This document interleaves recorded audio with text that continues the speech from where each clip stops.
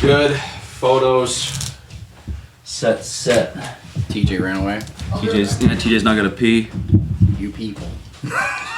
This tuck came undone. You had another one. God damn it! Yeah. Why? I keep trying to fucking fill them all back up, and you keep on managing. Because I rack it and then put the other bullet back in the mag. Well, I didn't know that. It's like Bill Burr was Quit talking playing about with my gun. when Bill Burr's talking. I was trying to about, put it back the way you had it. having his gun and keeping it loaded, and how people are against it. Yeah. He's like, I'm not gonna be running around the house and be like, "Where's the scope? It's in the living room." He's in the living room. Bert Kreischer's one there. He's like, if you're a gun person, you're gonna hate this joke. If you're not, if you're an anti-gun, you're really gonna hate this joke. Oh, when he lost his gun. Have you seen Daddy's you know, you'll know when you see it. There's a big reward. All right, we're all set now. Is everybody happy? Oh, happy enough. Never mind. Welcome to the Fraternal Outdoors Podcast. I'm here with Cale Grimes, and we got our buddies TJ and Sean on too, and we're just kicking it up in my mom's loft, actually. And we're going to talk about predator hunting a little bit because we know very little, and Cale knows quite a lot. So how to catch a predator.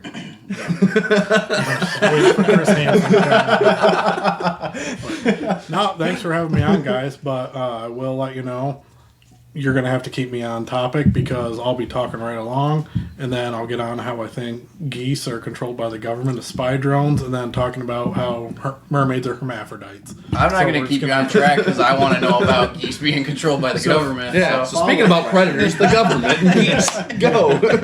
Follow-up question. Have you ever seen birds during a government shutdown? Ooh. We might have to break out the edibles, buddy. Maybe birds are just spy drones.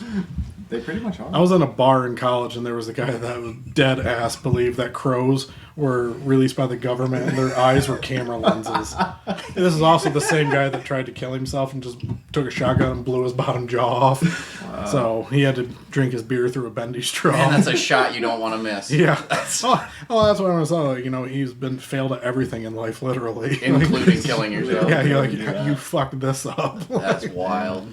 Hi, YouTube. Bye. Your video has been flagged. You all signed the waiver before we did that. But What got you started with predator hunting?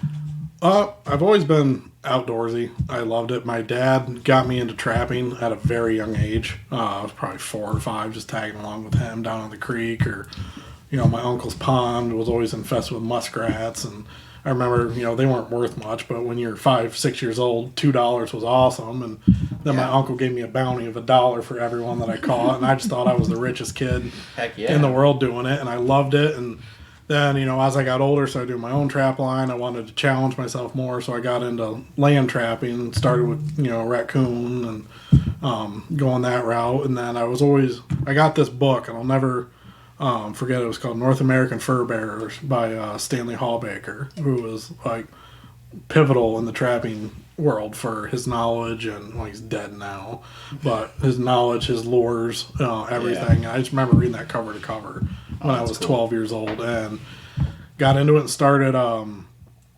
with the land trapping, and started going after canines, and started with fox. And once I kind of, air quotes, mastered catching fox, I wanted the all elusive Pennsylvania coyote, and took me a hot minute.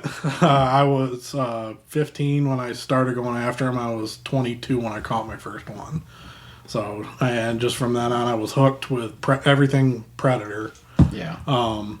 Then I decided, trapping, not sound arrogant, didn't seem so much as a challenge anymore, because, granted, there's a lot of skill involved in it that you got to learn, you got to master, scent control, trap placement, setting it offset and back 15 inches, and your pan tension. But I just wanted to challenge myself even more, and what's harder than getting them to come to you in the dark? It's hard enough to get them to step on something this fucking big in a 600-acre field, but sure. Let's see if I can't get them in the dark. And never forgot, went and spent $40. It was an Ecotech like a G300 or some shit. It had 6 sounds on it. Yeah. Little chintzy ass remote, took watch batteries. And found a red light somewhere from a buddy of mine and mounted on my 17 HMR. And took the call out. I'm sitting in a hedgerow, nothing fancy, just tripod holding the gun. I was like, oh shit, woodpecker sounds good. So I was using the ember from my cigarette to find the button, and I hit it and turned the volume up. And probably 45 seconds went by, and I was like, let me just turn the light on and see what this looks like. Because mind you, I had never even fucked with it. Turn it on, here's 6 Fox dead charging me. And I was like, holy shit. And I pull the trigger, click. Never loaded the gun. So I'm quick and just rack one, shot one, racked it, and emptied the gun. Went and found the one I shot, and I've been hooked ever since. That's wild. I mean, just seeing those red eyes, just beetle out, just bouncing in. I mean, that just, it was an experience I'll never forget. And every predator hunter who starts out with red lights will never forget their first predator that they called in. I mean, I can still picture it to this day. And it's just evolved from there. I went from lights. Then when they passed the law that you could use thermals and night vision in Pennsylvania, we knew it was coming into play. It was looking really positive for us. So I preemptively went out and spent more money than, I'm not going to say because I'm pretty sure my wife's going to listen to this. Spent a decent amount of money and went thermal, and it was just a game changer. Honey, it was on sale. I won it in a raffle. My first scope I actually did win in a raffle. Nice. So he won his first shotgun. Yeah. I think every guy has to have a buddy that, like, if something happens to them, they need to go to their wife or significant other and make sure they don't, like, Sell it for what sell it for what they said it was worth. Yeah. You die in the will. There's like a thing about a safety deposit box, and it has all the real receipts. Like, you can't hate me now, but please make the money back. Yeah, well, I'm just like, I'm dead, and it's not like it's the fucking Hope Diamond. Like, calm down. Right. Like, the lights never got turned off, sweetheart. I think we're okay. But no, I just, switching from red light, and with red lights, I was fairly successful. I would average 15, 20 fox a year, 2 or 3 coyotes. Okay.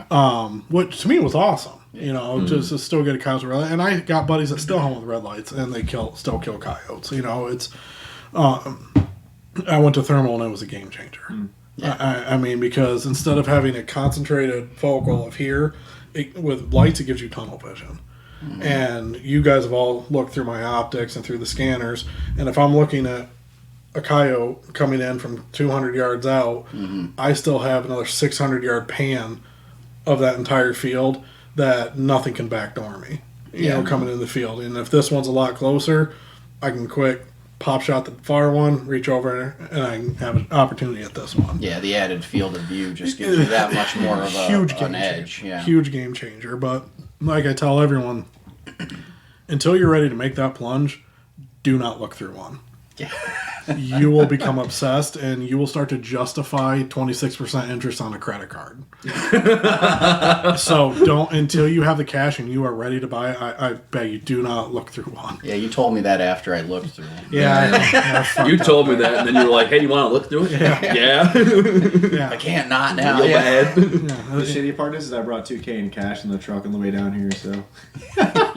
You're stopping on the way out. I think so, dude. Looking through your scope the first time, I was like, fuck, my wallet hurts right now. Oh, yeah. And the fucked up thing is, mine's not even top of the line. Like, mine's mid-range. Wow. And, I started with a Thermion XM30, which is what my scanner with a lanyard is, but in a scope version. And I was happy with it. I was tickled shitless. But I couldn't focus it. I could only focus the eye rectical. There was zoom on it, but if you zoom in, you lost your clarity. Yeah. With the XQ50 LRF2 that I have, I can zoom, I can focus, and I have built-in rangefinder. And that is a game awesome. changer. I mean, it's tough to judge distance in the daytime. Try it when you're blind. I mean, you shoot, it's 150 yards away, and you shoot, and you miss, and you go back the next day, and oh shit, it was 380. I didn't see that draw that was in front of us. Yeah. I mean, that's just been a game changer. Yeah, I learned that the first time we went out, when you took us out there, and we were over at your Oh, over by this the place. by the Down log on landing. 30. Yeah, well, no, even when the one where you shot at the coyote there in the fog last time, Yeah, and you were like, "Oh man, I thought that was 3-something, and it was 80 yards. yeah, Yeah, because the fog just fucked up the 4 LRF, something. and I couldn't range it. yeah." But the density and the clarity, which just wasn't there. And were you the one that took the call out, or No, was that it? was Trevor that we were That was trying to have Trevor I'm like, I'm like, either lay the fuck down, like or Knees to chest, come on. yeah, knees to chest. They're already in the Yeah, field. they're in the field and they're looking at you, jackass. And I was here, Trevor. What? Never mind. Run! Just never mind. This was a bad idea.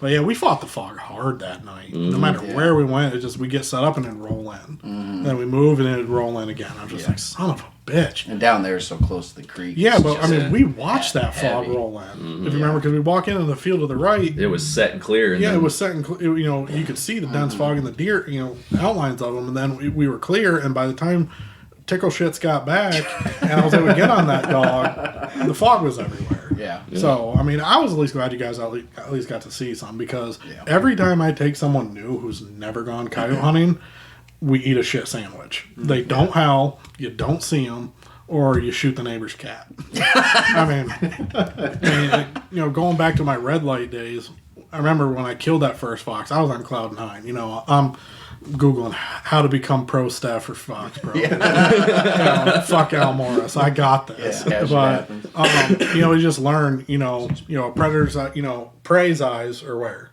they're on the side because they need that peripheral. Predators, they're up front because they don't need that. You know, focused on one. Yeah, they don't target. need that side vision.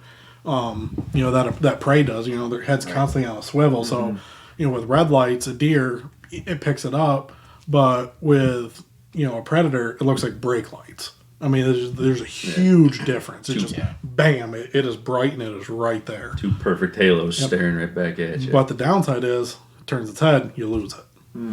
Yeah. And it's really hard to judge distance with red lights. I mean, I went to this rule because I had a ton of misses of until I can see the outline of their body, I'm not shooting. Because then I know they're at least within 100, 150 yards. I'm not shooting at eyes anymore. Yeah. And that helped the kill rate go up and everything too. But so I'll never go back. Yeah. I just like anytime. Hard to, right? Well, I mean, I do once a year. I go back and I'll throw red lights on the shotguns. We'll go after gray fox because gray fox are fun. I mean, they don't stop. You can shoot and miss. Guess what? They're coming. They have a very strong paternal drive to protect their own. So you throw on platinum gray or sterling gray or gray fox screams. Yeah. They're coming in and they're coming in pairs. I mean, if you shoot one, keep the call rolling, Pete. There's a second one, probably 30 seconds out. And That's cool. Every gray fox I've killed that way, playing gray distress, 2 came in. Wow. So grays are a lot of fun. Yeah. So my next goal is to kill one with a snow shovel. So I want to let him get close enough to do that. So there goes your YouTube endorsement. There's your question though. Are you gonna hit it with a snow shovel? Or are you gonna try and pick it up and trebuchet it? No, I think it's going to be self-defense more than anything. It will be self-defense. Yeah, if it's in snow shovel range, I think you have You're that going to hear me argument. scream. Yeah, but come on. Imagine lacrosse throwing a gray fox with a snow shovel.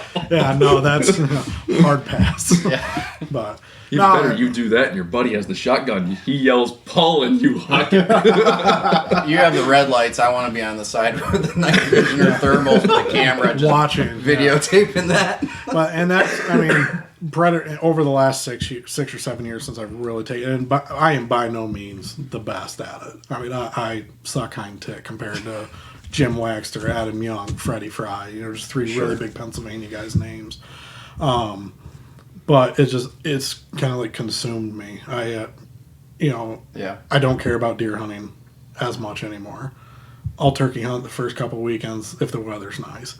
But every Friday night that I'm home and I'm not jet lagged from my job, you're going to find me in a field. Yeah. Predator hunting. It's just Well, that's one beautiful thing about it too, right? Is because you can hunt coyote it's all year round, right? all year round. It's Yeah, pretty much open Yeah, season in Pennsylvania. Yep.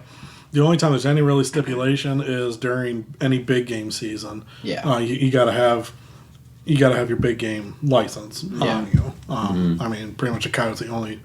You need a hunting license to hunt them still, regardless, but you don't need anything special like a fur take or anything. You just need a general, over the counter $28 license, and get yourself, like Al Moore said, get yourself a call and a light. Anyone can do it. It's fun. Yeah. So. My dad actually, he just he fell in. He bought one of those ATN night vision. He's going on a hog hunt in North Carolina. Yeah. They threw in, I forget the name of the brand, but it was a little 12 call. Yep. Push button, similar to the remote you're talking about, and I was kicking myself. I was like, man, I really should have brought that down. And that's when I reached out to Eli. I was like, hey, is Cale gonna be around at all? Like, it'd be fun to do that again. Yeah, like I said, I mean, I've just slowly evolved into this. I mean, I went from, like I said, a 17 HMR, and being that guy on Facebook. Can a 17 HMR kill a coyote? Yeah, if you shoot it in the head at 20 feet, you'll kill it. And, that guy on all the Facebook groups, what sounds are you using? What sounds are working too? Where I'm at now, I got a $700 call, another $900 and sounds on top of it. My gun, probably, all of a sudden, there's probably like 18 grand total. I mean, granted, I didn't pay that for everything because I did win a lot of the stuff through raffles. But, it's an obsession. I mean, at this point. I want to touch more on sounds, but before we get too far off optics, can you go through some of from your perspective, what makes thermal superior to night vision? The biggest thing is being able to see, right? If it's raining or if it's foggy, I can still pick up a heat signature a couple 100 yards out. It's not going to be the clearest until it gets into that 150-yard range, but I can still see. You know it's coming. I know it's coming. And with an IR light, you're going to have so much glare and reflection, you're going to be tits up. I can look through grass, like tall grass, and see heat coming through it. You can't with night vision. Now, where night vision has the advantage, if there's something 500 yards out, my buddy Josh runs night vision. I can see the heat signature. I can't tell you what it is. Josh can. Because he can zoom in, he can focus it right at me and say it's a deer or it's a canine. He can at least determine if it is a canine, if it's standing still. Now, if it's moving, absolutely, excuse me, with a thermal, I can tell exactly what it, I can tell it's a canine if it's moving. But if it's standing still, I don't know if it's a deer laying down. I don't know if it's a coon, if it's the neighbor's dog. Or if it's just the top, or it's just the top of a pony walking over a knoll. Yeah, dude, fuck you. I didn't pull the trigger. Yeah, I know. I ain't been out in a hot minute. My job, since taking this new job, the amount of time I get out has drastically dwindled because I'm either gone Sunday to Thursday or Monday to Friday. I have 2 young kids at home. I'd rather spend my time with them than gonna go around being cold chasing pasture mutts. Sure thing, can't fault that. No, I mean someone told me one time, your kids are only little for 4 years. Yeah. And then it's done. Yeah. And my one's 7 and my other one's 3. I mean, how much? I'm probably 5 years away before my oldest thinks I'm a dipshit and wants nothing to do with me. Yeah. He wants to do his own thing. So I'm trying to get as much time with them as I can. And this job that I have now, I mean, I'm covering half the country, basically. Pretty much from the I-29 corridor where, Minnesota and the Dakotas meet east is what I'm covering. So, Heck of a swath. Yeah, just a little bit. I mean, when I first got offered the job, it was Pennsylvania, Ohio, New York, and Maryland. Accepted the job. A week later, like, oh, we're just going to give you all the New England states, too. And I'm like, well, shit, there's only 3 dealers. I can cover that. Yeah. And then I flew out to Wisconsin, landed, and they picked me up and said, oh, by the way, we're giving you down to Florida, too, and the Mississippi River east. And I was like, okay, that's not what I signed on for. Then I just had a coworker quit. And they're like, oh, they were telling me about, like, their territory. And I was like, yeah, I can cover till you find someone. They're like, think about that. We're going to see if we can run it on a skeleton crew. And I'm like, son of a bitch. But, okay, let's give it a go. So, I understand you're not hiring somebody new, but I also understand that you were paying somebody to do that. So I mean, before I was doing the job of 2 people, now I'm doing the job of 3. Yeah. I mean, Man, I'm not just a cute face and a tight ass for you guys. So, dear God, I hope Amy Parkhurst doesn't watch this. Ma'am, I'm sorry. Oh, yeah. I don't even think It's I'll for your own good that you know now. Yeah, I don't even think I'll get that much out. But no, like I said, but it's still something fun. I enjoy doing it. Do I get to do it as much? No. But there's just, especially anymore, like there's a lot of controversy with the sport too. We can definitely loop back to that. But that is something I do want to touch on before we sign off, is the controversy of predator hunting. Yeah. And the different forms of it and how everyone needs. Well, I think New York just banned contests. Contests, Yeah. right? Oh, Yeah. Cash And we know contests. we have several friends that do or Do did. or did. Yeah. have And contests. I did everyone in New York that was within 5 hours. And that's gone. Pennsylvania's next. Yeah. And Most things we usually follow suit within 3 years. yeah, and the biggest thing is, don't be a fucking dipshit.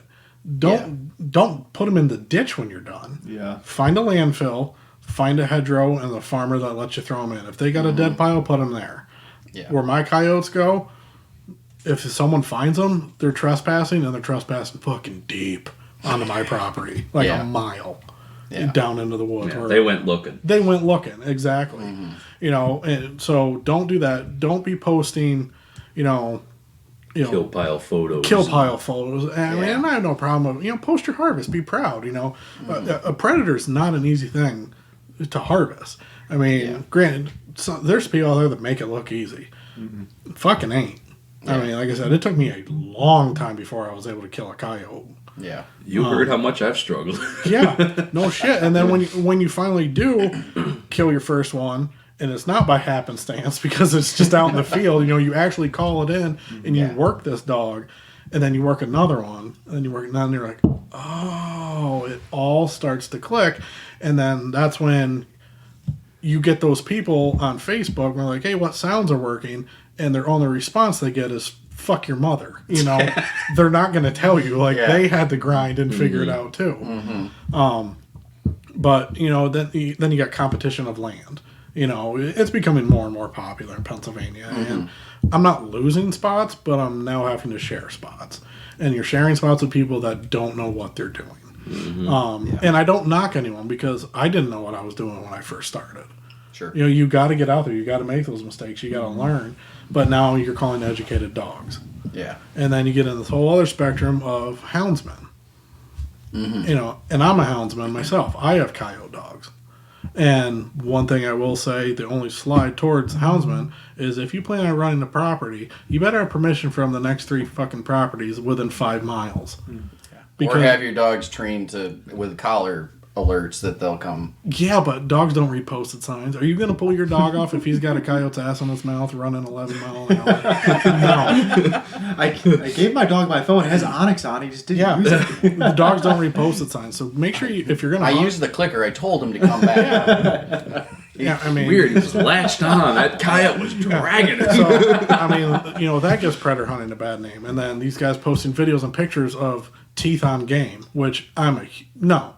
That's for your buddies, and that's for you. You do not put on social media. You don't put it on Snapchat. You don't where anyone can see it, because that gives us a bad name. That's why Vermont lost the ability. It's California lost the ability to run hounds. Yeah. Because of shit like this. And then you have the internal feud of hound hunters and callers. Yeah.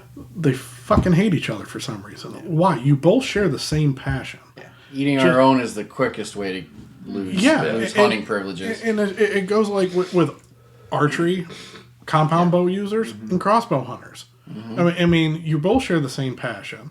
And for guys that say, oh, running dogs have an unfair advantage, or it's easier.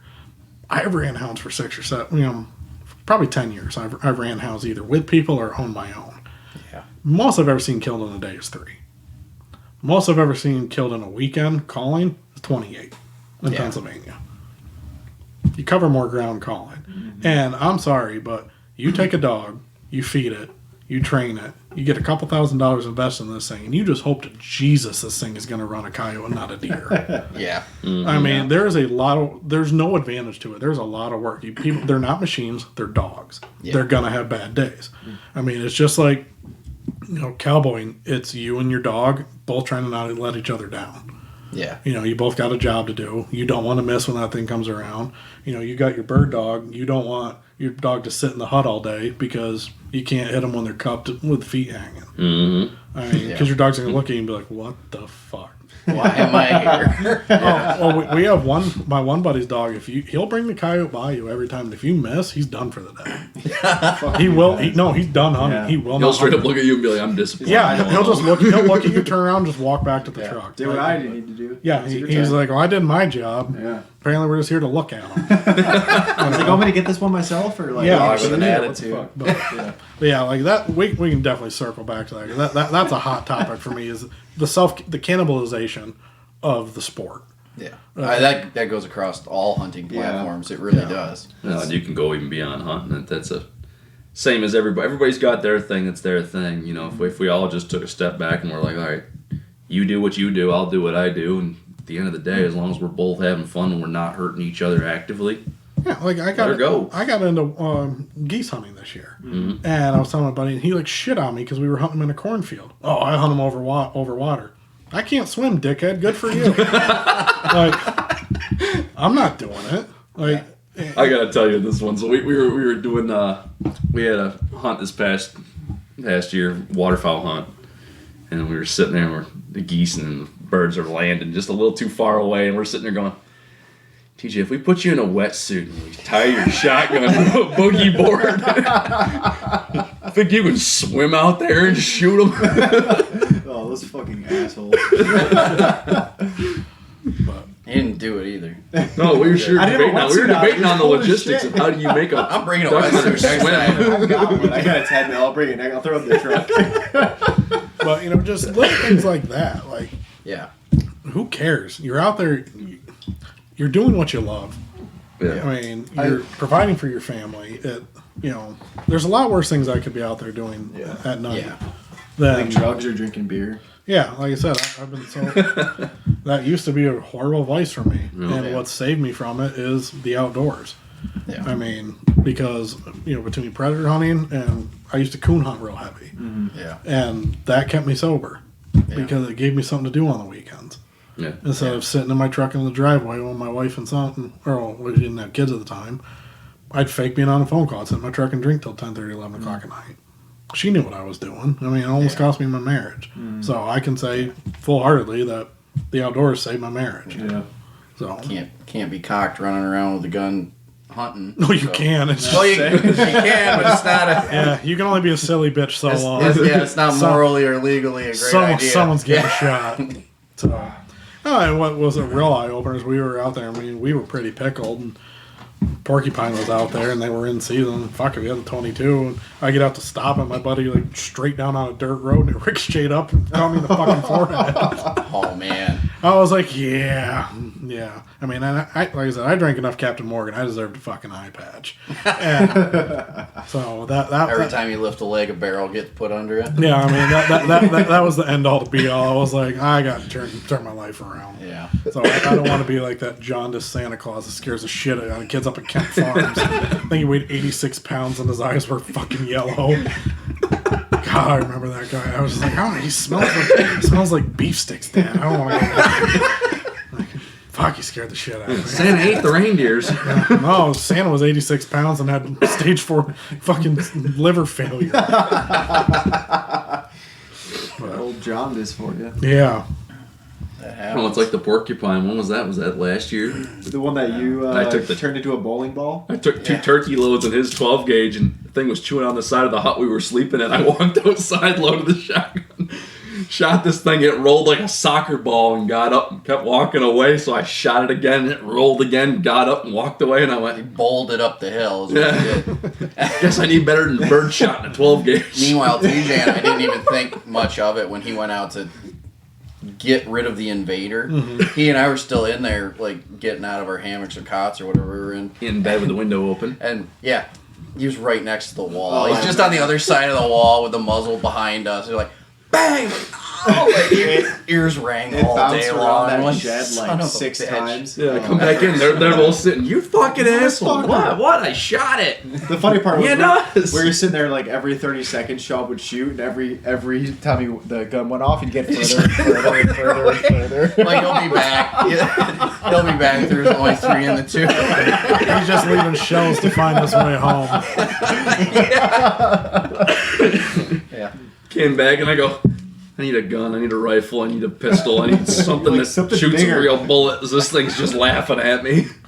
One thing I have noticed, though, since I've been predator hunting, especially on my farm, or my in-laws' farm, there's turkeys everywhere now. Yeah.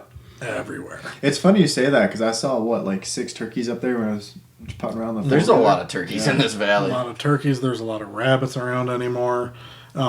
I mean, granted, they're still predators. Don't get me wrong, but I mean, I'm doing my part. I mean, and everyone gives that argument like, "Oh, you saved X amount of fawns." I'd save more if I could fill my bear tag. You know, bear kill more fawns than coyotes do. I mean, look at the metabolism and what they need to eat to survive. Sure. So, Yeah, I eat no horse worth of meat. oh, I'm sorry, am I boring you? You're taking your headphones off. You're supposed to hold it until the podcast is over. Yeah, I'd love to. He's getting ready for the buttholes only thing. Comes back upstairs with just a thong on. He's got to clear out the shit chamber, boys. Have one racked. You guys got the olive oil. Yeah.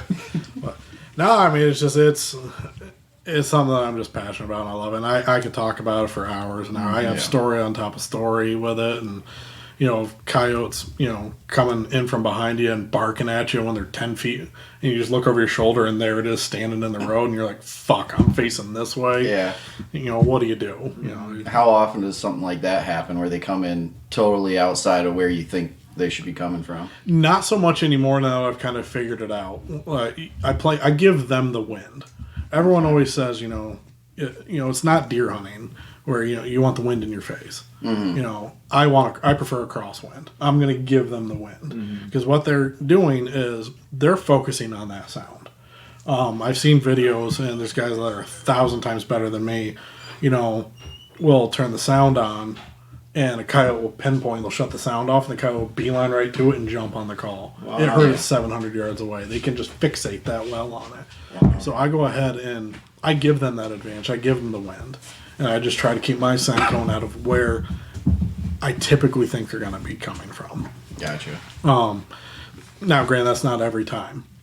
We've had them come downwind before, like 15-mile-an-hour wind blowing right to them, and they keep coming. And it just blows every theory you have about coyote hunting completely out the window. Yeah. I'm sure the topography plays its role as well. Yeah, it does. Like, you know, they'll be coming, all of a sudden they disappear. You're like, well, where the fuck did they go? They were in the middle of a wide open field. They pop up 50 yards away from you. There's a role in that field you didn't know about. Yeah. I mean, daytime scanning is huge. Woodchucks up here, holy shit, how many times that get me? Yeah. There's a big fucking roll in this hill right out here. Mm-hmm. They're laughing at me because I'm sitting there and I am just flinging bullets It's got over to top. be 200 yards, right? I'm like, you're shooting like 600 yards, dude. No way. I'm like, walk it. Yeah. He's like, son of a bitch. I'm a big component. Walk your potential stands in the daylight. Mm-hmm. You get the lay of the land. Find out where the rolls are. Find out where typically the wind's coming. Now, typically where we're at, Eli, the wind comes from what direction? It usually comes down valley. Yeah, down the valley. From the west. You know, it's just that's where our weather pattern comes from. You either have a west or a north-northwest wind, typically. Yeah. So, you know, just lay it out, you know, plan it accordingly. In some fields, you're going to have to walk. Now, I don't. Fucking hate it. But, you know, if I have to go more than 50 yards from my truck, I get pissed. I'm fat.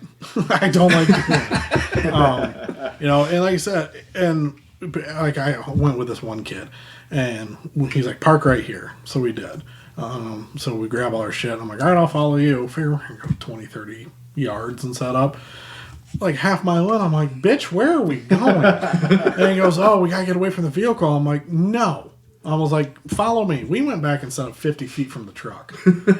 We killed 5 gray fox. Nice. in 10 minutes. Nice. He's like, oh, I didn't know. I was like, they're gray fox fucking stupid. Like, I mean, They don't care. No, they don't. And I've killed coyotes, you know, standing 10 yards in front of my truck. You know, because it was a full moon. I had no backer except this little, you know, clump of, you know, little roll in the field in my truck. And I was like, well, I'm going to use this as a backer. If we don't get anything, we don't get anything. It was the last stand of the night. Yeah. 10 minutes later, here comes a double.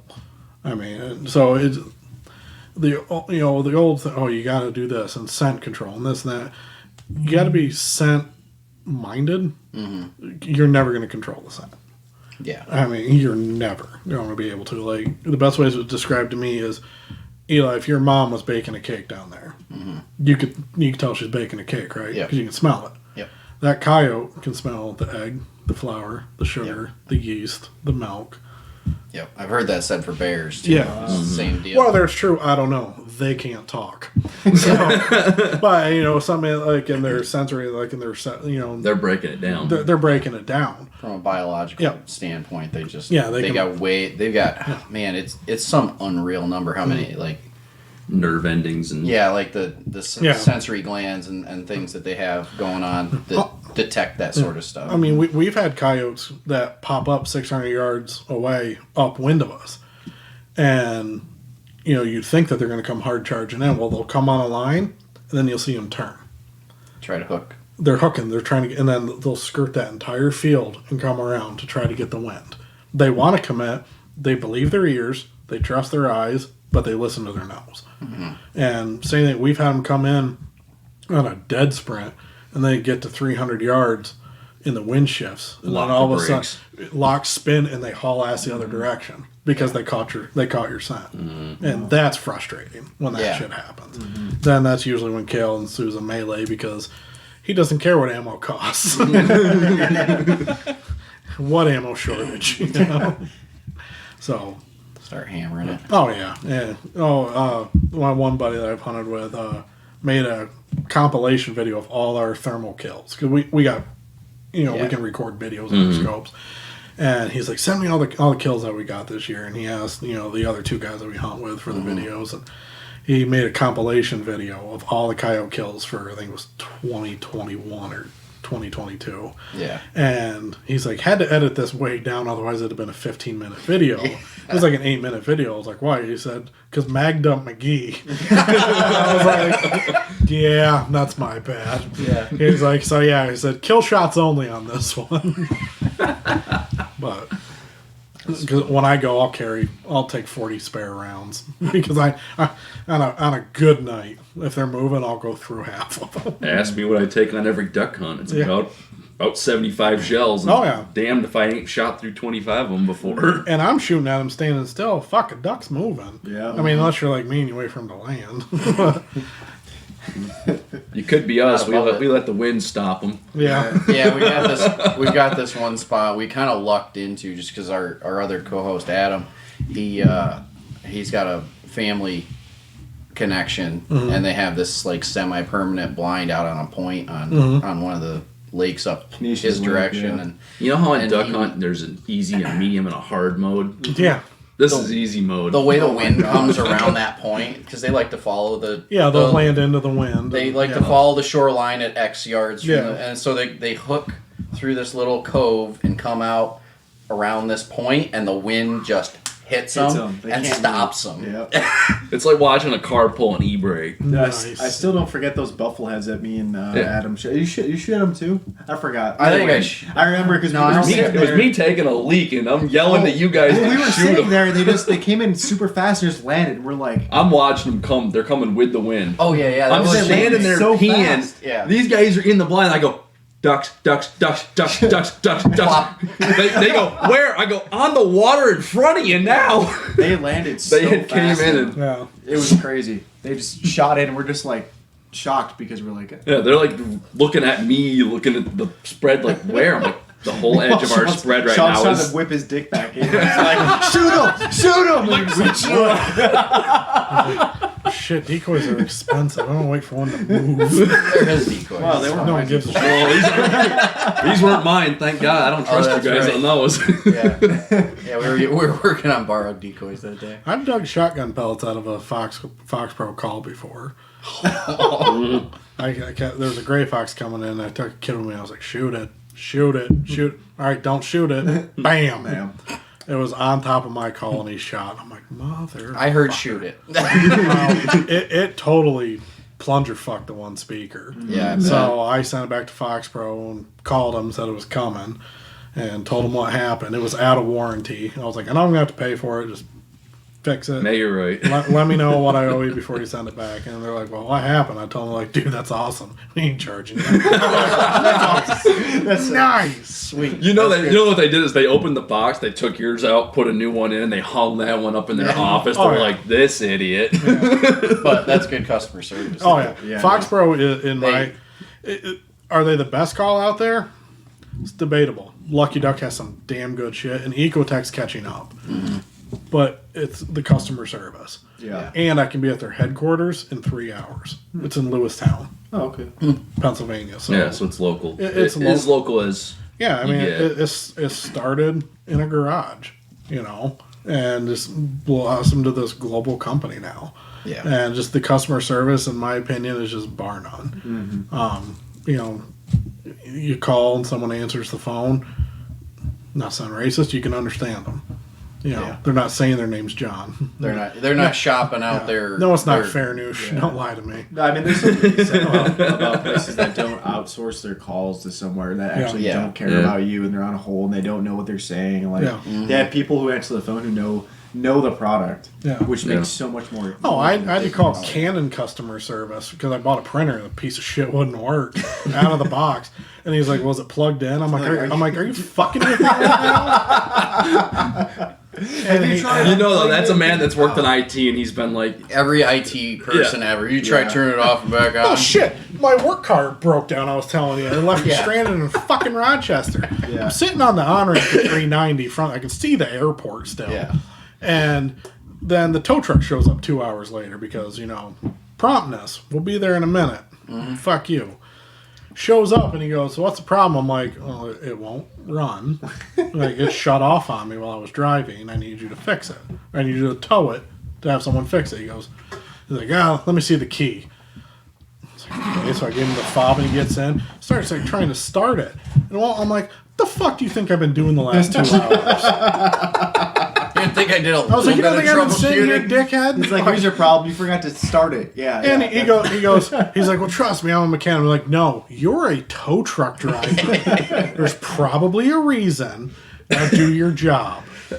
And he's like, "You got to ride with me back." I was like, "I'll walk. I don't care."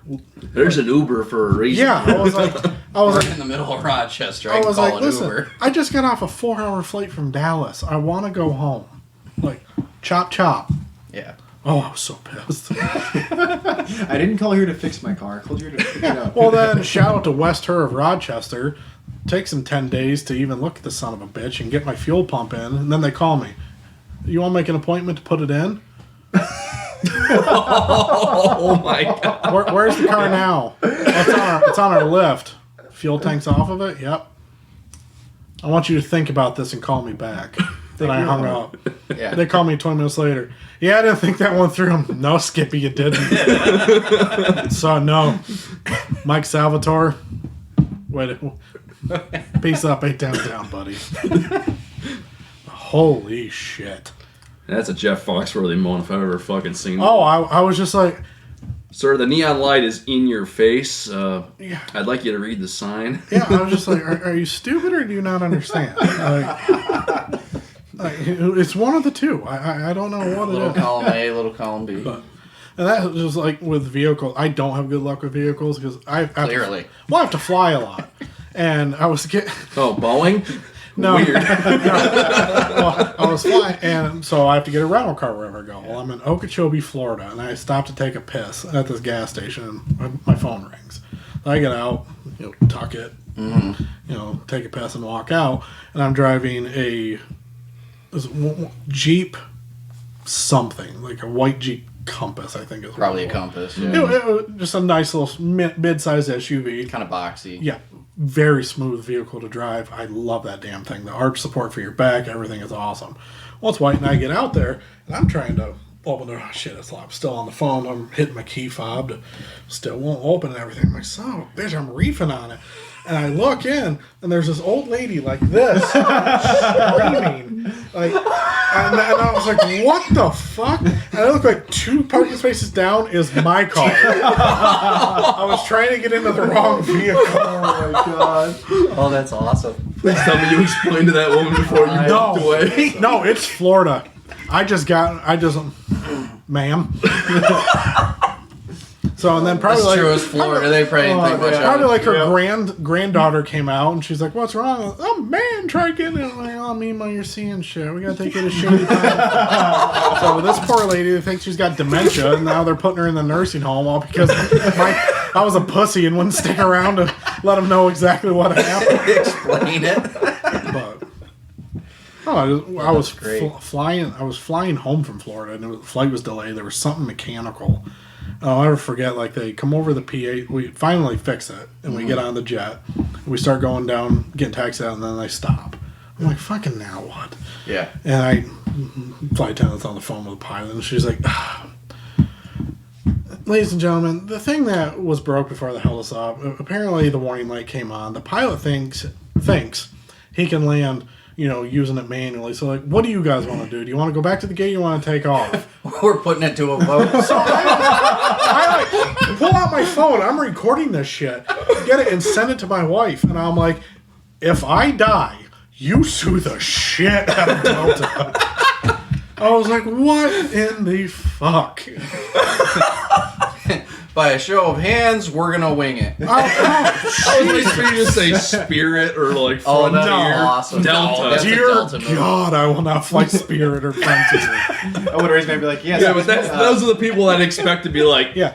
show of hands who's willing to die to get to. All right, you already raised your hand when Plattsburgh, New York. You already raised your fucking hand when you got on that Spirit airline, and you get in the center console. There's still ashtrays. Yeah. No, kiss my dick. Okay, that is an old brain. Refurbished with brand new parts. You know shit. And if we rip out these 16 first class seats, we can cram 64 coaches in here. But yeah, Yeah, with the leg room of a toddler. yeah. Oh, it's horrible. And like I said, I fly a lot with my job, so like I stick with one airline, one hotel chain, one rental car Start company. racking up Rewards points. program. Yes, and like with Delta, I've gotten up to platinum medallion. I'll never reach diamond unless I fly internationally, and I'll never do that with my current job. Sure. But so like a lot of times, I just book the cheapest flight, and it's usually row 48D by the shitter. Yep. You book it an hour later, bing, you've been upgraded, complimentary to first class. Fucking tits. I mean, I have no problem. I'll sit coach. I'm just saying that for the camera. I'm telling you. Business class or a bus. Listen, I'm telling you, like when I first started, it didn't bother me. But once you get that extra 4 inches for your ass cheeks, you ain't going back. I hear 4 inches. You always make had a big extra 4 difference. inches, you know? The flight. So we flew when TJ lived in Hawaii. We flew out there for our honeymoon. Stayed with him. Borrowed his Jeep. Thanks, buddy. Miss that Jeep. Both times we were out there, we walked up to the gate to the woman, business class seats. Mm-hmm. You put us so that there's nobody in the middle, so we get a whole ass row to ourselves. Mm-hmm. We're on our honeymoon. That woman, whoever you are, I swear to God, thank you, fucking Christ. She goes, give you the whole row. Nice. Both flights, both ways. That's sweet. The whole row of the plane with no screaming children next to us, no nothing. Nice. Whatever asshole with your 4 kids booked a red eye from Hawaii to Dallas, go fuck yourself. I hope you're watching. I just can't stand when you get on the Fuck you. Four children under 4 years old. This woman must have been going back to back to back to back. Yeah. They all screamed all night long. No, what I Fuck can't that. stand is when you get on the plane and there's this woman that carries this child that still has like the uterine jelly on the damn thing. Like, Jesus Christ, why the fuck? Like, Its umbilical cord's still Yes, attached. What the placenda's fuck are hanging you off and drying on the doing? ground. When its ears Ma'am. pop, it's gonna freak out. It has no idea what's going on. Ma'am, you're still leaking. Like, you're a slip hazard. Why the fuck are you flying right now? Yep. Jesus. Carrying a fucking wet floor sign. Yeah, no shit. Right. They're stitching her up on the plane in the bathroom. Oh, Jesus. Jesus, this isn't the military. They don't do that on the I told you I'd get off topic. Yeah. Very easily. They use staples. My bad. Hold on, reel us back. I told you I'd get off topic. I told you I'd get off topic very easily.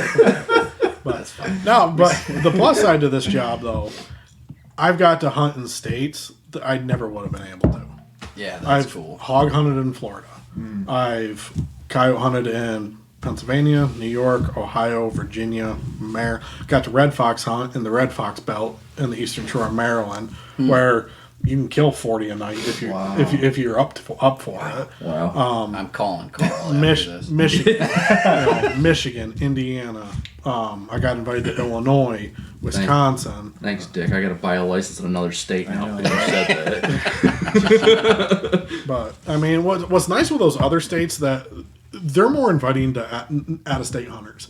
Yeah, Buy a weekend license. Yes, you Yeah. buy a weekend or a 5-day. that's awesome. Cost you $20.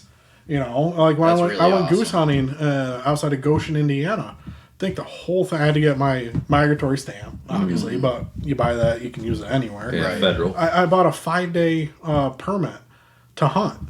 And I think it cost me, don't quote me, I think $31. You can't beat it. Yeah, that's awesome. And their out-of-state hunting license, like for New York State, an out-of-state hunting license to hunt everything is cheaper than if you buy every license possible for Pennsylvania. Yeah. You can buy it for $100 in New York State. Yep. And Pennsylvania, you rack it all up, it's almost damn near $200. Yeah. So, I mean, hell, a fishing license, a non-resident in New York State's what, 50? 55? Yeah. Somewhere around And there. I think in Pennsylvania it's like damn near $40. Yeah, 'Cause you based, gotta- you based gotta get on the what I travel buy stamp. for PA and what I buy for New York, Yeah. they're almost the same. Yeah. What I spend out of state, In New to York. go- You spend about Yeah. $100 You bucks guys. on the. I spend about 150 because I get my fishing too. Because we Yeah. ice fish when it's not a shit year. Like Pennsylvania, if you want to hunt ditch chickens, you got to pay $40 goddamn dollars to shoot 2 of them. Yeah. And they're stocked birds; they don't even fly; they just run. And it's wild because we have it for fishing. You can buy a weekend pass or Yeah. or a week or a, Well, there's a That's couple the options. difference between the Fish and Boat Commission and the Pennsylvania Game Commission. Yeah. Huge difference right then and there. Those goddamn possum cops. All right, you gotta elaborate. Why are they called possum cops? Just because I don't like them. They were the kids that were bullied in school and couldn't cut it to be state troopers. But why possum? Like, is that a them or is that they 'Cause who that the- chase who you the when you f- shoot a possum? Who the fuck wants to protect a possum? They do. There's my answer. I don't know. It's people call them Never met a green. possum I like. Yeah, they call them green jeans. I call Yeah, them, I was gonna say green jeans. I call Yeah, them the green possum. jean I guy. call them possum cops. Yeah. I've never actually had a run in with a state game warden. I've had run-ins with call them when I used to run coonhounds. I used to get called in all the time. People say my dogs ran deer. I spent upwards of $4,000 on my dogs. My dogs were, national competitors. And I had run up on me one night. I was hunting Phil Lehman's farm outside of Harrison Valley. He said, "I got to report your dogs are running deer." I was like, "Okay." And I was like, "And you believed it?" He said, "Well, yeah." He said, "You got to show me." I'm like, "All right, well, strap up. They're 300 yards treed right now. And if there's a deer up that tree, I'll use your service pistol and I'll shoot my own dogs." Yeah. So, I've shot dogs for less. But if they're, I'll be thoroughly impressed. One, that the deer got up there, but 2, that my dog treed that deer. yeah, Really tree that. but, that's really the only run. We've had some run-ins. Predator hunting at night. Someone drives by, they see a suspicious truck. Sure, Parked along a field. Yeah. Granted, I get written permission from every landowner. and I keep it in the truck for that reason. Yeah. And you walk out there. A lot of times, if I see them pull up, and it's only happened a handful of times. Pop the mag out. No, I'll leave my whole setup. Oh, you just walk Just away. walk. I walk. back home. I am not walking up in the dark with a rifle Yeah. because they don't know what they're walking in on. Either. Yeah. They're on edge too. I mean, yeah. they have a job to do. They want to get back home to their families. So, like I said, I give them a lot of shit, but they're there for a reason, you know. And I do respect the work that they do. Yeah. You know, Yeah. they are why we can have bountiful harvests in the state of Pennsylvania. Yeah. That's what I was saying. I've never had a run in for any reason other than I called them and said, I need your help with this. I need to report this. Yeah. I've only had to call them twice. I had traps stolen one time. Yeah. Just wanted it reported so they could keep. I mean, there's Yeah. nothing they can do. Yeah. And then one time, what the fuck did I call them for? I can't remember what the second time I called them for. Yeah. No, I do remember, but I don't need this. Save it for No, off air. I don't. Yeah, I'll say it for off air. Yeah. I don't need this person knowing that I was the one that turned him in. Fair enough. He was a dickhead. Well, So we came pretty close once. Well, yeah, we talked to some that were launching their boat as we were coming in the one day. Yeah. We gave them a hot tip. Yeah. We've had a few nice run-ins. We've had a few that were like. Yeah. I've came close to having to call for hunter harassment once, but yeah. I mean, and you will get hunter harassment a lot when you're predator hunting. I mean, you'll have guys that, and I wouldn't call it harassment per se, but they'll drive by real slow. So if you do have something coming in, it ain't coming in anymore. Yeah. Or you'll have people hunting, or I'll hunt someone else's property that's adjacent to someone else's. But I have a good rule of thumb. Unless I know the landowner personally or I'm with someone who knows it's family, I will not hunt near houses. I don't even want to see a house. I cannot tell you how many times I've been lit up by a fucking spotlight because they hear a coyote howl or they hear animal in distress. Yeah. And I hate domesticated dogs when I hunt. It just, God, they in my opinion, they just ruin everything because they'll start barking. It's 1 a.m.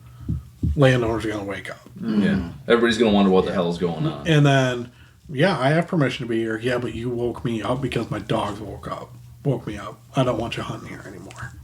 Yeah. So Then they go to the landowner and they complain, and then you get well, sometimes it's even the landowner. Like a lot of landowners, I'll tell them, what. A lot of them say, okay, that's fine. Text me the night you're coming and what time you think you're coming, so I can either make sure my dog's up or please don't come after 10:30 because I'm going to be in bed. I don't need the dog waking me up. Yeah. That's fair. It Yeah. is. Yep. Fair enough. Those are your rules for me to be there, and if I'm going to be there, it's going to be along those lines. What's really helped my comfort level too of hunting, where I won't hunt within a few hundred yards of a house or anything, but I made the decision and went suppressed. Yeah. And spent the money, bought a Banish 30. I finally got mine. It They're finally nice, came aren't in. they? So happy. I mean, it doesn't completely. It's not Hollywood, Yeah. but it takes that. his experience with his is pretty close. It takes out that sonic boom. Yeah. I mean, to me, it sounds more like a big Glenn arrow, and it's helped my confidence level at night hunting around where I'm afraid a gunshot's going to wake someone up, and it's also allowed me I've killed more doubles. that Better way. follow up. And if I miss, 9 times out of 10 they're not hauling ass. They'll run and they're going to stop. Yeah, something's weird, and they know Like something's up. Mosquito Creek 2 years ago, we were scanning this field. We had a dog 400 yards that just popped out of the valley. Do we need to stop? We don't need to stop. Okay. Camera died. Okay. Stopped like 400 yards down in the valley, and I just did a quick pan over 50, 60 feet away. Battery was a pack pair. in that Coyotes. bag. Yeah. So I was like, shit. So I swung over, shot the male. The female took 3 hard steps and stopped. And I dumped her too. Wow. And if I wouldn't have been suppressed, that wouldn't have happened. I just shot the male and she'd have just took Took it off. Yeah. Yeah. So, It gives you that extra Yes. follow up. Yeah. yeah. But it also adds other challenges too. You throw that on, your gun's going to be 6 inches off. So you got to recite your gun in. Yeah. And then when it gets full of, soot and gunpowder. You gotta clean it. You don't know where the hell that bullet's going. That's the thing I wish people knew more about suppressors. They're all afraid of them. They see movies and stuff, and they're like, because being Sean from New York, so Yeah. suppressors are no deal. Everyone just thinks of John Wick. Yeah. Sorry. But I like the biggest thing I guess is people are like, oh, you Oh, can not somewhere silently light off this many rounds. Like, you ever see a suppressor with consistent rounds going through it? They glow red fucking hot. Yeah. 10. See, mine's semi-auto rated. The most I've ever put through it was 7. Like rapid fire. You could fry bacon off that son of Oh, a yeah. bitch. Well, no, like when I said, when it comes to predator hunting, I mean, some of the key things. I can wait till these jagaloons are back at the table. Their ADDs. I mean, I'm gonna keep the audio going. Yeah, we're still running audio. It's I'll just, figure it the fuck I out in over- I over- post. Overheated. that was the battery was done, Oh, but I'm in like talk show mindset not right that now. bad So we're right now. the camera's Oh. toastier than that. Is it?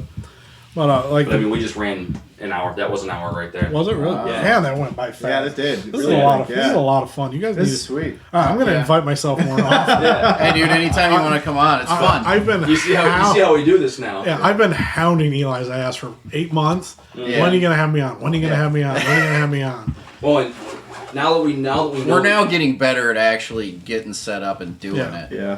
Well, and We have so many fun conversations, just bullshit, and then we're like, shit, should have hit record, and like we don't, and then we're getting a little better at it now. So Yeah. Well, and we finally got our streaming service that we've started to record through, Yeah. where we Yeah. can just like basically it's like a Zoom meeting. Okay. You call in from wherever you are. Yeah. I call in from my Yeah. house. He like Shit. calls Yeah, in we from his can do house. So I this edit from my with the hotel room script. and stuff then, too. yeah, Yeah. I edit with the script, and they acquired Squadcast, Yeah. and Squadcast, it's very similar to like a Zoom call, but they've got everybody has an individually recorded track, and then I can just load it multi-track into the software, and it makes it so seamless. It's awesome. So this is your a new voice, experiment. yeah, your voice is your voice. Isolated and Yeah. TJ's, mine, Eli's, and what we can literally do is have the AI auto balance all our volumes nice. and resync everything so Nice. that if your video's a little off, Yeah. it'll auto fix it so that we're not stumbling Yeah. over each And other. if there's a major disruption with like a bad cough, or like Sean gets too drunk, falls out of his chair, I can mute his audio feed so the Yeah. rest of our conversation's Oh, fine. nice. It's clear.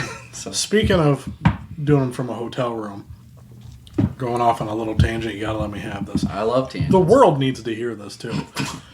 For someone who travels 4 to 6 days a week for work, whoever booked a flight during the solar eclipse and jacked the price of airline tickets, or booked a hotel for this coming weekend, Ooh. die in a fire. Every Airbnb. Motherfucker. I have to leave my house at 2 o'clock in the mother cunting morning now to drive because I am not paying $600 for a fucking hotel room. Yep. Die in a fire, you rat bastard. Did you see? That's Did you see the wild. graphic? Airbnb released a graphic this morning, and it perfectly shows they did basically the density of their listings and what's booked, the entire fucking path of that eclipse. Yeah.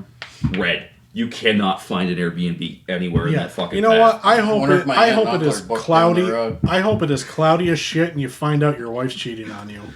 Like, God, oh, I'm just so pissed. So I live in the path. I don't need to worry. Oh my God. Well, we're right in it. I pay I property think we're taxes. like 99% coverage. or Yeah, something. we're It's like got- it cuts right past like Buffalo. Bradford and across, Hornell, yeah. like Yeah. 100% coverage is Yeah. just We're gonna be just north of Hornell. We're gonna the be way like it's nine. coming We're gonna be like across. 99%, 98, 97% full coverage. So, and everyone's like, "Oh, it's gonna get dark." It gets dark every day, jackass. Yeah. Like, I know people that are like from here going to Cleveland. I'm like, Yeah. we're gonna get. You really need that extra 2%. Like, Yeah. it's not worth it to me. No. It's cool. Yeah. I'm gonna go outside and look at it, but I'm not. Damn. Well, okay, like all there these you go. schools are letting out early. Oh, it's a safety Yeah. concern. You know, keep them in school. Great time to teach them about natural selection. If you're that stupid to stare at the sun, you deserve what you get. Yeah. Yeah. Hand out or have them bring in It goes right some along. of the glasses and just take them outside and do it like it's a Yeah. field trip. Goes- They're letting them out of school. And I'm like, that doesn't make any sense. Goes Take right it. along with my new email signature that I have for my work email. Have the day you deserve. You know. Spicy. But But yeah, like I said, we'll get back on topic a little bit. Well, like when it comes to predator hunting, I guess the biggest thing I can tell you, the advice I can give anyone is you cannot call them. You can't call what's not there. Yeah.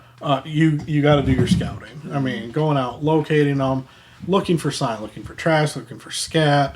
You can't really look for kill sites because coyotes will devour basically everything. Mm-hmm. I mean, primarily their diet is small game. Mm-hmm. Small game. They're omnivores. Mm-hmm. I have video of them eating potatoes out of a potato field.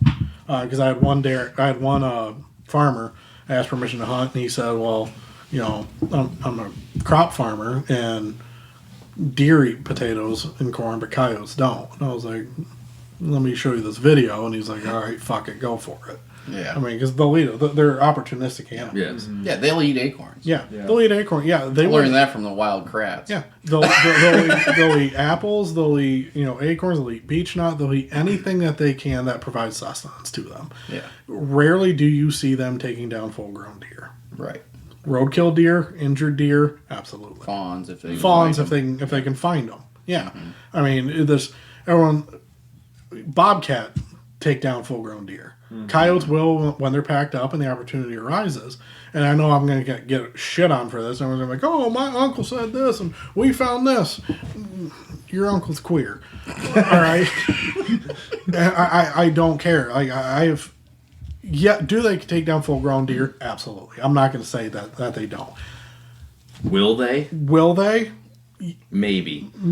But here's the thing. Would you rather go to the refrigerator and grab a cheeseburger?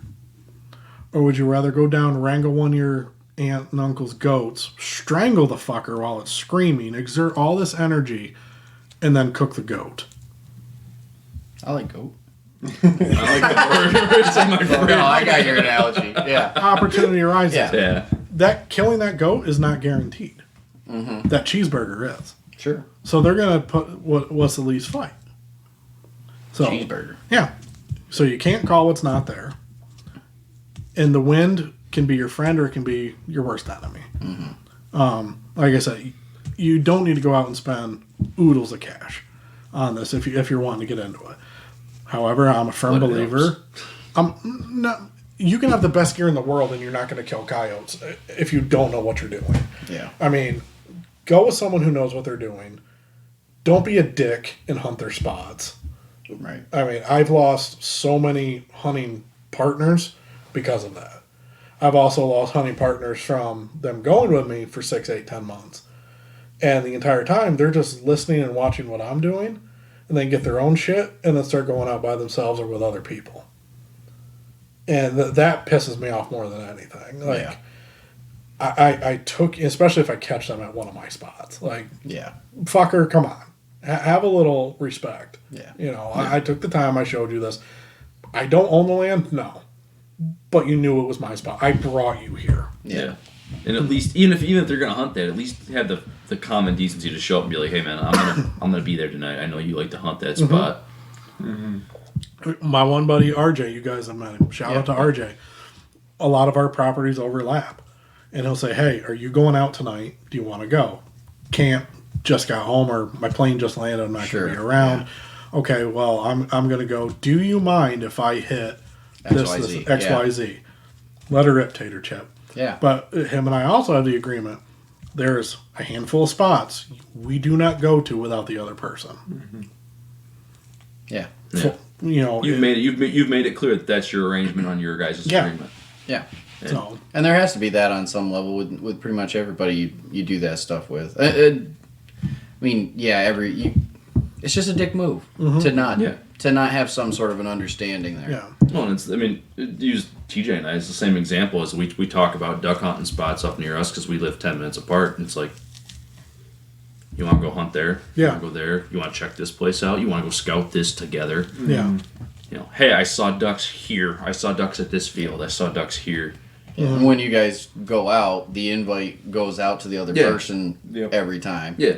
So hey, I want to go hit this spot. Mm-hmm. You want to come? And I can't make it, but go for it. Yeah. Well, and then have fun. Even one further, we get done. Like, hey, you can't go. All right, cool. I'll let you know what happens. Like, I'll let you know what I see. Even if I don't shoot anything. Mm-hmm. Hey, hey man, I saw this, I saw that. And you will learn more from the coyotes you don't kill than you do from the ones you do kill by just watching their body language. Yeah. Like I've gone out before, and there's coyotes 400 yards already out in the field. Fucking chip shot in my mind. Hey, they're already here. Let's play to their maternal or paternal instinct. I'm gonna throw on a pup fight or pup distress. Yeah. They haul ass. Mm-hmm. And I've had other ones. When I showed you guys a video when you first got here, they about run me over. Yeah. Reason being, those ones that hauled ass, they were somewhere they weren't supposed to be. They were in another coyote's territory, and they heard another coyote getting its ass kicked. Shit, we're next. And they haul ass out. Mm-hmm. So just picking up on those little cues and learning, I don't care who you are, unless you own the coyotes and you have a permit for them and you can lift a leg and check for nuts or a gash, you can't tell if it's a male or a female out there howling. Yeah. Because I had one that was booger barking, a deep, raspy, nasty voice, and I'm like, that has to be an old fucking male. And he's mad. And he is pissed. It was a 17-pound this year's female pup. Wow. I watched she just her. had that sass and she was going. I watched her through my thermal, and it all lined up. She was the one barking. She was 200 yards away. Mm-hmm. And I shot her, and I'm like, "You've got to be kidding me! Like, you don't even have you still got baby teeth." Mm-hmm. So, but knowing what they're saying is a big key component too. Mm-hmm. And I always start I got favorite times of year to hunt. The fall, I call it den dispersal. Mm-hmm. Mom's kicking them out of the territory. Hey, you guys are old enough. I've taught you how to hunt, taught you how to kill, taught you how to find food. You're on your own. And they'll pack up. Yeah. Until breeding season a few months later. So, fall dispersal from late August, I'd say through the first part of November. Then late January all the way through February is probably my second favorite time. Now it's breeding season. They're not vocal. 9 times out of 10, they're dead quiet. But when you call them in, they're coming in pairs or triples or quads. Because usually it's one female, a dominant male, and some sub males who are just they're like the sit. They're waiting on the edge. They're the sit in a couch and watch guy. The cuck, if you Sit will. in the corner. Yeah, they're just waiting for their opportunity. Yeah. Trying to sneak in. They never get it. I mean, I shot a female one time and down she went. The dominant male ran, and the one sub male came in and started just humping the shit out of her. So I shot him too. This is my chance. Yeah, pretty much. Yeah, but Romeo and Juliet shit there. That was probably the best 15 seconds of his life. yeah, but knowing what they're saying. Call that the angel shot. Yeah. He wasn't How having it, do you he was figure dead. out what they're saying? Is that mostly trial and error then? Or? Yes, Yeah. 100% trial and error. Using the call and trying different Best calls thing in I- different situations. Best thing I can do is try to mimic what they're doing. So know your sound files. Know what each one of them means. Know what each one of them sounds like. Yeah. So if you have a female, or if you have a coyote that's, she'll howl, then and then howl. Find one that sounds like that. Where it's just come on, and you learn that's a challenge. She's pissed. Yeah. Or he's pissed. Like a lot of times I'll go out and I'll throw out just a general locate. Usually it's an MFK male vocal that I have, or James Bostic has one that's called Yippee Ki-Yay. It was that first sound I played tonight after the rabbit in distress, where it was just two of them just yakking back and forth. Then listen to what they do. And if you hear a group, when everyone's like, "Oh fuck, there was 30 of them some bitches," no, it was 2 or 3. They just have such a wide vocal range, and it sounds like so many of them. If I get that response and it's close, I shut up, because everyone's like, "Oh, they're answering. They're, play a fight sound, play a prey distress." No, they're annoyed. If they're carrying on for 2, 3, 4, 5 minutes, they're agitated. And if you throw another call right away, guess what's going to happen? They're going to leave. Yeah. Let them calm down. So if I get that response, I'll wait 10 minutes. And then I go to one of my go-to sounds. Yeah. And usually, I'd say 70% of the time that I at least see them. Yeah. then they'll break that plane and they'll start coming in. Yeah. And then now they're curious. They heard you make a racket. You pissed them off. Now they've said, "Oh, who's in our territory? Yeah. What's going wait. on? We're not. Yeah, this is ours. Who is here?" You wait 10 minutes, and you either play a prey. Well, that's the same as if you walk downstairs and someone's in your refrigerator. Yeah. Or you play like a den smash, or it's called mayhem, which is an all-out nasty coyote brawl. Gotcha. What are they? Yeah. Who's fighting? Who's fighting? Yeah. Why are you here? And at least gets them coming. Or, and a coyote doesn't know that. Oh, it's denning season, Jenkins. You know, so you listen for this, or it's November. There's no pups that little. Fuck off. They don't know that. It triggers something in their mind. You got to play to their stomachs, to their territory, to their peckers. Those are the three main drivers for a coyote. Yeah. And you just got to find what's tripping their trigger that night. You catch them. Is there? I know there's mating season, but is there like a rut period too, where Yes. you play a female coyote that's trying to locate, and every male in the 5-mile radius is suddenly screaming down your neck. During the rut or peak breeding season, even post breeding season, I'll do it. I'll start with a single howl. I'll follow it up a minute later with another howl, like it got answered. Then I'll wait 5-10 minutes, and I'll play like submissive whimpers or just breeding, like sound of two coyotes locked up together. It's not a passionate love making noise. A lot of snarling and whining. And Sounds about right. yeah, I mean, you get it. Yeah. So, So, and that usually gets them, if they're in that general area, it gets a response. Like, and usually it's the female. I've noticed that because you can tell who when they're in front. I shot the lead dog. 9 times out of 10 it's gonna be a female because the male wants to keep her in sight. So if she comes, he's coming. If she doesn't, he ain't coming. If he's paired up, and by doing that, you trigger her maternal instinct. This is my area. I'm having my pups here. You're not. Why are you breeding? You're not claiming this as yours. I'm gonna come kick the shit out of you. Yeah, And I'm gonna push you off yeah. my territory. Yes, and that's usually what triggers that. You trigger that maternal drive in that female to get her to come, and when she comes, the male's gonna come too. So does that change? Like you said, you hunted in multiple states. Do you see that changing drastically over the different kind of states, or like 100%. So like say you learn in PA, you go to Illinois. What are the differences that you see? The biggest difference I've seen is Pennsylvania from typically what I've seen in the area that I hunt. Potter, Tioga, and I hunt Potter, Tioga, McKean. What the hell is that? Wow. What county's Dewshore in? You guys aren't from Pennsylvania. That's good. I'm Yeah. really struggling because I'm trying to It's figure out. on Are you east going side. east or are you going west? I was going east then west. Yeah, that's why I was And like, now I I'm going- can't tell. Now I'm going farther east. It's outside of Bradford County. There is in Dewshore. What I've noticed there, northern PA coyotes, they like to fight. That they love. They're very aggressive. Michigan, if I play a coyote fight or a pup in distress, gone. Wow. They will not stick around. And as I've noticed that. I wonder if that has to do with the density of how many coyotes, because or just the density of food, because. I wish I knew. If I did, I wouldn't be doing what I do for a living. You'd see me You'd be Yeah. pro staff. yeah, I'd be pro Yeah. staff somewhere. But I mean, It's cool to think about though, just what drives them to act different. yeah, like I said, it all really depends. Like I said, in Michigan, it's vocals and prey. In Pennsylvania, a lot of it is vocals and just fight sounds. Yeah. Ohio, you can get away with a lot of fight sounds. New York, you can. But I've noticed like Michigan is a no-go. Indiana's a no-go.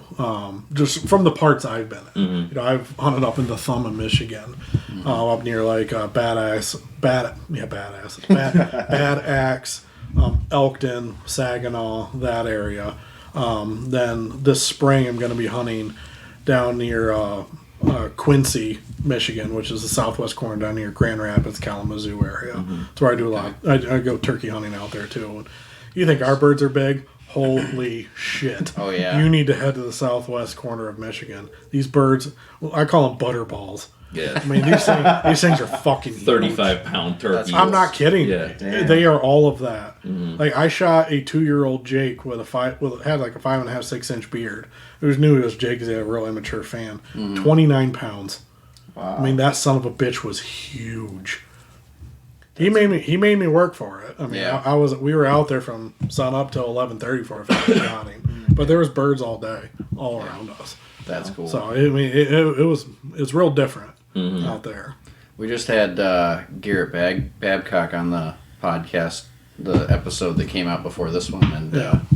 he came on and talked about his turkey calls with Find a Way Outdoors. I just started trying to do mouth call. I've always been a box call just because I just got a strong gag reflex, and I just could never get the. No, you don't. Yeah, I do. But I could never Don't let 'em never lie. keep them in there, and his are much more flexible and Yeah. they're awesome.